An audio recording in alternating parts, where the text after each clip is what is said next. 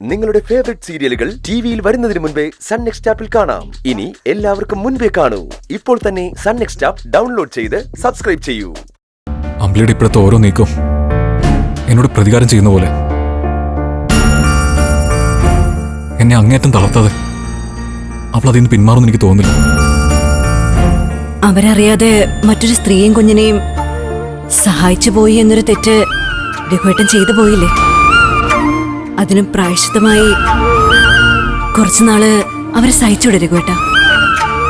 രഘുവേട്ടന്റെ കൂടെ ജീവിതമല്ലേ?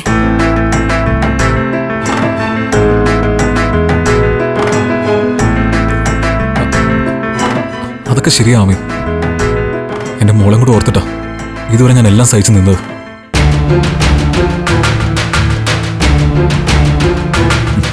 പക്ഷേ എല്ലാവരുടെ മുമ്പിൽ വെച്ച് അപമാനിച്ചിട്ടും എനിക്ക് വേണ്ടി അമ്മാവനും ദാസങ്ങളടക്കം എല്ലാവരും സംസാരിച്ചിട്ടും ഒരു കുടുംബത്തെ സഹായിച്ചെന്നല്ലാതെ വേറെ ഒരു തെറ്റും ഞാൻ ചെയ്തിട്ടില്ലെന്ന് അറിയാമായിരുന്നിട്ടും അമ്പിളി എന്നെ അകലാൻ ശ്രമിച്ച ഞാൻ എന്ത് കരുതണോ അമ്മി? അയ്യോ, അമ്പിളി ചേച്ചി രഘുവേട്ടൽ നിന്ന് അകലുന്നതൊന്നുമല്ല. സ്നേഹക്കൂടുതൽ കൊണ്ടുണ്ടാവുന്ന പിണക്കവും പരിഭവമൊക്കെയാണത്. കുറച്ചു ദിവസം അതൊക്കെ സഹിച്ച് രഘുവേട്ടൻ അവരുടെ കൂടെ നിന്നിരുന്നെങ്കിൽ എല്ലാം കലങ്ങി തെളിയുമായിരുന്നു.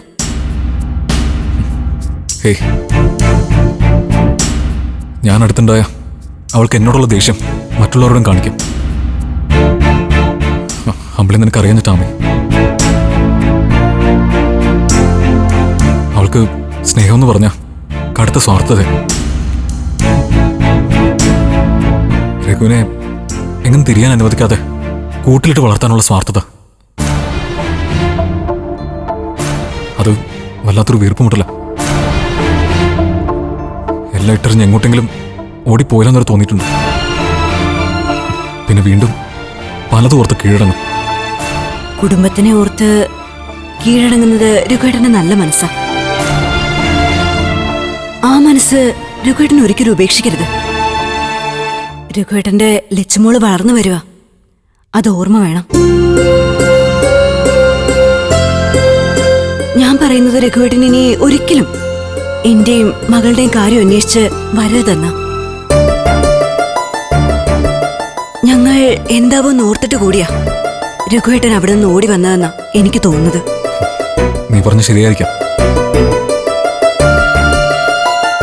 മനസ്സ് തുറക്കാനൊരിടം എല്ലാവരും ആഗ്രഹിക്കില്ലേ? നമ്മളെ മനസ്സിലാക്കുന്നവരുടെ അടുത്തേക്ക് ഓടിയെത്താനാവുന്നത് വലിയൊരു ആശ്വാസം തന്നെയാ.